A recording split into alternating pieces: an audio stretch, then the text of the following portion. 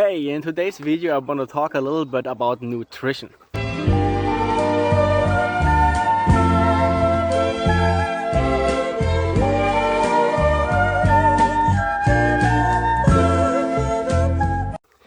I don't go into the details of any brands or like specific ingredients or what do I prefer to feed my dogs.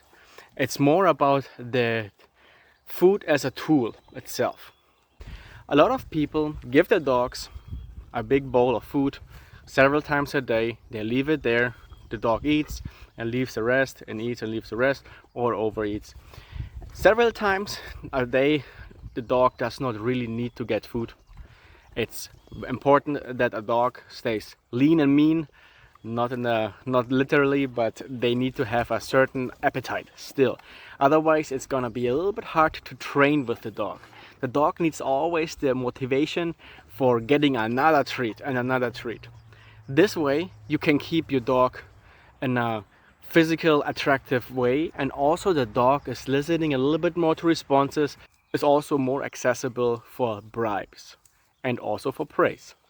The big difference of that is that you need to give your dog enough food that they get all the nutrition and all the energy they need, but don't overfeed, because if a dog has a lot of energy in the storage and a lot of energy taken in but is not burning it, you can have an obese dog but also a hyperactive dog. But where's all the energy going, right?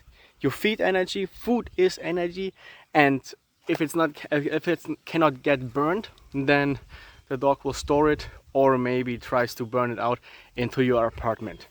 And you don't want to have that. Someone wants to say hi. Hello.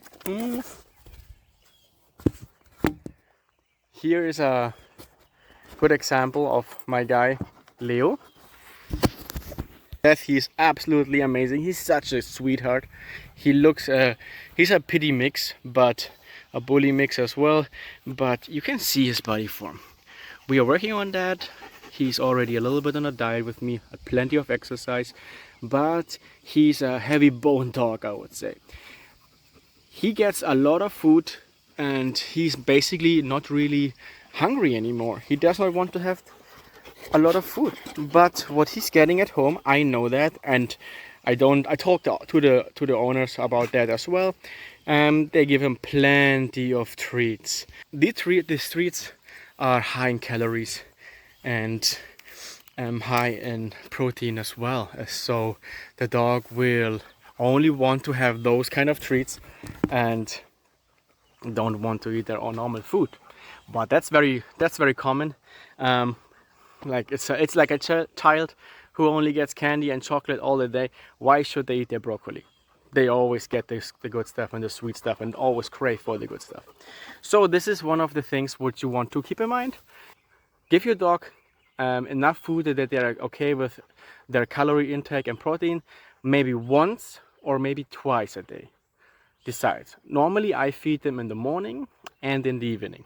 But what I'm doing is I give them always the same amount of food, give them in the morning, and if they don't have appetite and they don't eat right away, I take it away, and that's it for breakfast. Then they get food in the evening. After a good day of playing and practicing and exercising, they mostly are very hungry, and then they get their food in the evening and they devour it. They really crave for it.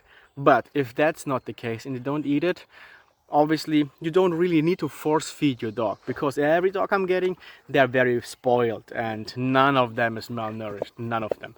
So don't worry if your dog does not eat for a day. If it's continuing like that, then there could be some issue with the stomach, or maybe the dog is sick. But when I take away the food, I basically restrict the access to food for the dog. The dog only can eat when I allow the dog to eat, and he does not have free access to the food.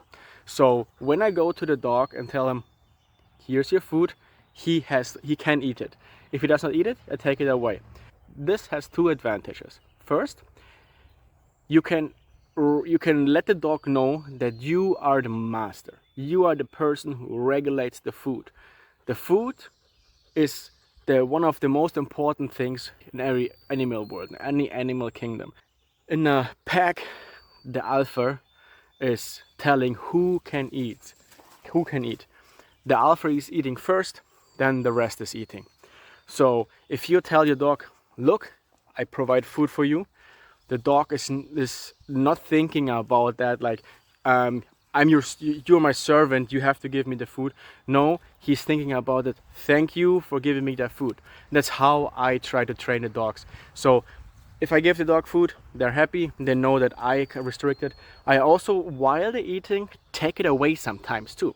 I just reach in and take it away to make sure that the dog knows that I'm in charge of the food and he's not getting aggressive. There should be no food aggression at all. If the dog, that's a different video, just like a little tip, if a dog gets ever aggressive with food, don't feed him out of the bowl, you only feed him right out of the hand. So the dog has to come to you and eat out of your hand and knows, okay, sorry buddy, yeah, I know. You are the master of the food. So that's the one point what I want to make. And the other very important point, besides that you are controlling the pack dynamic with limiting access to food, the other point is that you can also manage the exercise with that. So a dog is eating and then the dog should rest. You're not going outside straight and throw the ball for half an hour, let them sprint around or let them have like a wrestling match with other dogs. This is very dangerous, and especially for elder dogs or like deep-chested dogs. For example, my Loki, he's a deep-chested dog. Very small waist and very deep-chested. So you can see deep-chested, small waist. A dog with a deep chest and a small waist is more prone to something called bloat. Bloat is a very dangerous condition which can happen anytime basically, but it's more common with dogs which have like a full belly. Doesn't matter if it's water or doesn't matter if it's food. If it's a full belly and the dog runs around, the basically stomach turns in themselves because it's only attached on 2 points in the body. So it flips around and it cannot come back by itself. And that's one of the worst scenarios what can happen with your dog in a healthy dog as well. And this is, you have to see exactly what is going on and have to respond right away, because the dog needs surgery and you only have a time window of 30 minutes. So I don't want to stress anyone out and scare anyone, but this is something which is unfortunately common with older dogs and deep-chested dogs. So to eliminate that, it's something called food regulation or food limitation. So you don't give your dog like one big meal at one time. You can also make smaller meals during the day just to make sure that nothing happens. And also, when I have a dog who is eating, I give him 2 hours of rest. Normally it says like 1 hour, I give him 2 hours of rest because I cannot have that here in my little paradise. So we go outside, we exercise like crazy, then the dog gets their food, and then when I see the dog already eat and has everything done, I give him 2 hours just chill, relax and sleep. And after that he's ready for another party. So this is just a small video about, in my opinion, about the points which are very important in regards to food. I will make another video maybe with some real expert about the nutrition side of it, and this is a whole different world. And what I wanted to present to you today is that first, you are the boss, you are in charge of the food. You can basically train your dog to be more obedient when he sees that you are controlling the food, and you can give the dog basically as an alpha, you give them the access to it and let him eat, and he should be thankful for that. Second, don't give your dog too much food because of the chance that the dog is getting obese and a little bit too fueled up, so he can have maybe too much energy which he cannot burn out and goes crazy in the apartment. And also that the dog stays lean and mean and has enough if enough agility, and also prevents another injury like twisting the knee or anything like that. And the third part is controlling the food, managing the food intake and the timing because of something called bloat. There you have it. This is my little video about food and what you have to keep in mind when you feed your dog. Take care. See you next time.